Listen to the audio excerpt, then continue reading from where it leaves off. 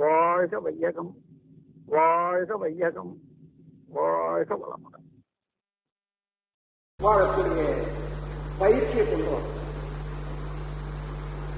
இந்த முறையை முதல்ல உங்க குடும்பத்தில் தொடர்ந்து பார்க்கலாம். நாளைக்கு கணவன் மனைவி என்ற 2 பேருக்கு மத்தியிலேயே நான் ஒன்றும் எதிர்பார்ப்பது இல்லை, என் கடமையை நான் செய்வேன், அவங்க தானா எனக்கு செய்ய வேண்டியதை செய்வாங்க. அப்படி செய்யவே இல்லைன்னு வச்சுங்க, ரொம்ப நாளைக்கு அப்படி தவற கடத்தி கொண்டு போகவே முடியாது. உள்ளத்துல தானாக அந்த மலர்ச்சி ஏற்பட்டு விடும். ஒருவர் அன்பு காட்டினால் நீண்ட காலம் அந்த அன்பு ஏற்றுக்கொண்டு மறுத்து பேச முடியாது. அவர்களும் திரும்பித்தான் வருவார்கள். எனவே ஒன்றையும் எதிர்பார்க்க வேண்டாம். எதிர்பார்க்காதனால நட்டம் இல்லை, அது வழியில நிற்க போறதில்லை. ஆனால் நீங்க செய்ய வேண்டிய கடமை செய்யும்.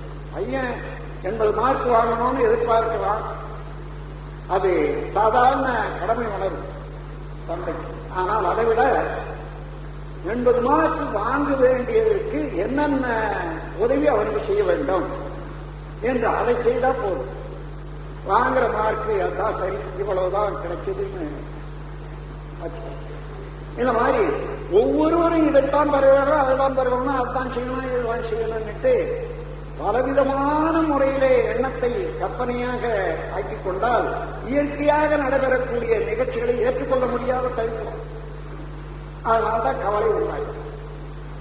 ஆகவே இன்னும் கொண்டு யாரிடமும் எதுவும் எதிர்பார்க்கவில்லை. என்னால் ஆன உதவியை நான் செய்து கொண்டே இருப்பேன். அவர்கள் உய்வதற்காக, அவர்கள் சரியான செயல் செய்து வாழ்வதற்காக என்னால் ஆன உதவியை கடமையாக செய்து கொண்டே இருப்பேன் என்று மாற்றிக்கொண்டோமானால் எப்படி இருக்கிறேன் என்று பாருங்கள். ஒரு குடும்பத்தில் அந்த முறையில வாழ்வதற்கு அறிவை பெருக்கிக் கொண்டு, அமைதியை ஏற்படுத்திக் கொண்டு, சிந்தனையை உயர்த்துவதற்கு மனவளக்கலையில தவம், அகத்தவம், மெடிடேஷன், உயிர் மேல் மனம் வைத்து செய்யக்கூடிய தவம். அதற்கு மேல ஆராய்ச்சிக்கு எண்ண ஆராய்தல், ஆசை சீரமைப்பு, சினம் தவிர்த்தல், கவலை ஒழித்தல், நான் யார் என்ற விளக்கம் காடுதல், இவைகளெல்லாம் பயிற்சியின் மூலமாக கொடுக்கிறார். இந்த பயிற்சியை ஏற்றுக்கொண்ட பிறகு அந்த குடும்பத்தில் ஒரு மனிதனுக்கோ அல்லது அந்த குடும்ப தலைவிக்கோ எந்த விதமான உயர்வும் சிறப்பும் அறிவுக்கு கிடைக்கும் என்று பார்க்கணும்.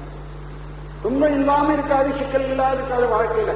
ஆனால் அதை தாங்கிக் கொள்ளவும், புரிந்து கொள்ளவும், போக்கிக் கொள்ளக்கூடிய திறமையும் வரும் அல்லவா. இதை வளர்த்துக் கொள்ளத்தான் வேண்டும், வாழ்க்கையிலே வளம் பெற வேண்டும். ஆனால் அந்த முறையில ஒவ்வொருவரும் வளமாக வாழ்வதற்கு வழி இருக்கிறது, அமைப்பு இருக்கிறது இயற்கையில. நாம் அதை உணர்ந்து சிறந்த முறையில ஒழுங்காக பயன்படுத்தி நாம் விளைவு நல்விளைவாக காண வேண்டும். அதற்கு ஏற்றதோர் பயிற்சியும் சாதனையும் வேண்டும். அதற்கு ஒரு இயக்கம் வேண்டும். அதுதான் மனவளக்கலை மற்றும் மனதை வளப்படுத்திக் கொண்டால் உலகம் தெரிந்து. எனவே மன